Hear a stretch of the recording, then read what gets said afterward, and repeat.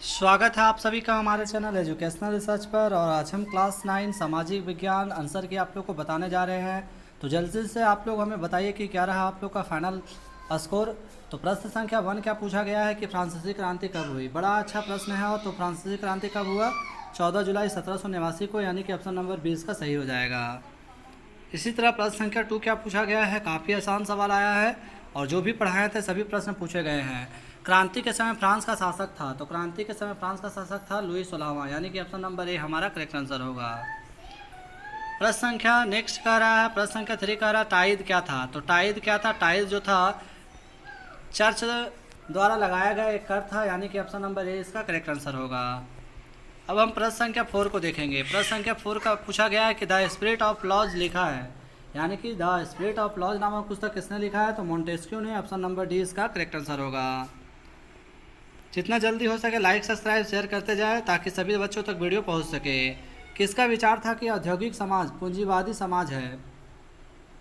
किसका विचार था कि औद्योगिक समाज पूंजीवादी समाज है। यह कथन कार्ल मार्क्स का है। ऑप्शन नंबर बी इसका करेक्ट आंसर होगा। प्रश्न संख्या 8 पूछा गया है कि प्रथम विश्व युद्ध कब लड़ा गया। तो प्रथम विश्व युद्ध लड़ा गया था 1914 ईस्वी में। और यह समाप्त कब हुआ? तो 1918 में। काफ़ी सरल और आसान प्रश्न पूछे गए हैं। वहीं प्रश्न संख्या 9 का रहा रूसी क्रांति कब हुई थी। तो रूस की जो क्रांति थी 1917 ईस्वी में हुई थी। ऑप्शन नंबर सी के साथ चला जाएगा। सी इसका करेक्ट आंसर होगा। प्रश्न संख्या 10 का रहा निर्वाचन द्वारा गठित रूसी सांसद को क्या कहा जाता है। तो रूसी सांसद को कहा जाता है ड्यूमा कहा जाता है। ऑप्शन नंबर बी के साथ चला जाएगा। बी इसका करेक्ट आंसर होगा। प्रश्न संख्या 11 पूछा गया है कि निम्न में से कौन मित्र राष्ट्र कहलाता था। तो आप लोग को पता है कि मित्र राष्ट्र में इंग्लैंड भी थे, फ्रांस भी थे और रूस भी थे, यानी कि ऑप्शन नंबर डी इनमें से सभी इसका करेक्ट आंसर होगा। अब हम प्रश्न संख्या 12 को देखेंगे। नाथसी पार्टी का गठन किसने किया था। तो नाथसी पार्टी का गठन हिटलर के द्वारा किया गया था, यानी ऑप्शन नंबर ए इसका करेक्ट आंसर होगा। प्रश्न संख्या 13 पूछा गया है कि जर्मन मुद्रा को क्या कहा जाता है। तो आप लोग सबको पता है बच्चों की मार्क कहा जाता है और ऑप्शन नंबर बी इसका करेक्ट आंसर होगा। वहीं प्रश्न संख्या 14 पूछा गया है कि जर्मनी में कब विशेषाधिकार अधिनियम पारित किया गया। तो ये किया गया था 1933 में। ऑप्शन नंबर सी इसका करेक्ट आंसर होगा। वहीं प्रश्न संख्या 15 का कर्क रेखा किस राज्य से नहीं गुजरती है। आप लोग को बताए थे कि इसका ट्रिक होता है मित्र पर गमछा झार, जो कि उड़ीसा नहीं आता है। तो ऑप्शन नंबर बी इसका करेक्ट आंसर होगा।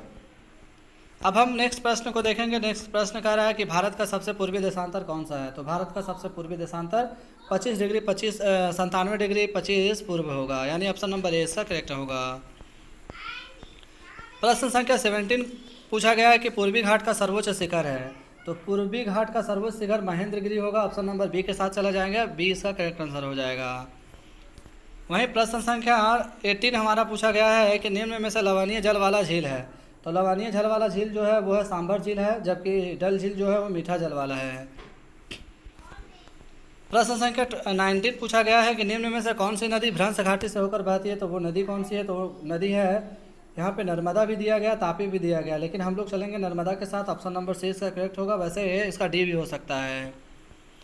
प्रश्न संख्या 20 पूछा गया कि निम्न में से भारत का अक्षांशीय विस्तार कितना है। तो भारत का अक्षांशीय विस्तार जो है 8 डिग्री 4 नॉर्थ से 37 डिग्री 6 नॉर्थ होगा। ऑप्शन नंबर ए के साथ चला जाएगा। ए इसका करेक्ट आंसर होगा। प्रश्न संख्या 21 का रहा भारत का क्षेत्रफल विश्व के कुल भौगोलिक क्षेत्रफल का कितना प्रतिशत है। तो आप लोग को पता है 2.4% है। ऑप्शन नंबर सी इसका करेक्ट आंसर होगा। प्रश्न संख्या 22 का रहा निम्न में से किस नहर के खुलने से भारत और यूरोप के बीच की दूरी कम हो गई। तो ये थी सुएज नहर के खुलने से, यानी ऑप्शन नंबर ए के साथ चला जाएगा। ये हमारा करेक्ट आंसर होगा। अब हम प्रश्न संख्या 23 को देखेंगे, जिसमें पूछा गया है कि भारत के मानक आमयंतर निम्न में से किस स्थान से होकर गुजरती है। तो ये गुजरती है मिर्ज़ापुर उत्तर प्रदेश से। ऑप्शन नंबर बी के साथ जाएगा। बी इसका करेक्ट आंसर होगा। इसी तरह बच्चों नेक्स्ट प्रश्न पूछा गया पाक जल डमरू मध्य भारत और किनके बीच स्थित है। तो ये स्थित है श्रीलंका के बीच, यानी ऑप्शन नंबर ए इसका करेक्ट आंसर होगा। अब हम प्रश्न संख्या 25 को देखेंगे। डेमोक्रेसी यूनानी शब्द है और ये किससे बना हुआ है। तो देखिए डेमोक्रेसी जो है यूनानी शब्द है, ये किससे बना। इनमें इसका जो सही आंसर होगा वो इनमें से कोई नहीं हो जाएगा, क्योंकि ऑप्शन नंबर डी इसका करेक्ट आंसर होगा। नेक्स्ट प्रश्न पूछा जा रहा है कि 26 नंबर के 1930 में कौन सा देश स्वतंत्र हुआ। तो वो हुआ था मैक्सिको, जो कि ऑप्शन नंबर बी में है। तो बी इसका करेक्ट आंसर होगा। वहीं प्रश्न संख्या 27 पूछा गया है कि विश्व इतिहास में दर्ज सबसे बुरा अकाल किस देश में पड़ा था। तो वो देश था चाइना, जो कि ऑप्शन नंबर ए में दिया गया है। तो ये हमारा करेक्ट आंसर होगा। जितना ज़्यादा हो सके लाइक सब्सक्राइब शेयर करना ना भूलें। और साथ ही आप लोग को जितने भी मॉडल सेट है फाइनल एग्जाम का भी हम लोग बहुत जल्दी प्रोवाइड कर देंगे।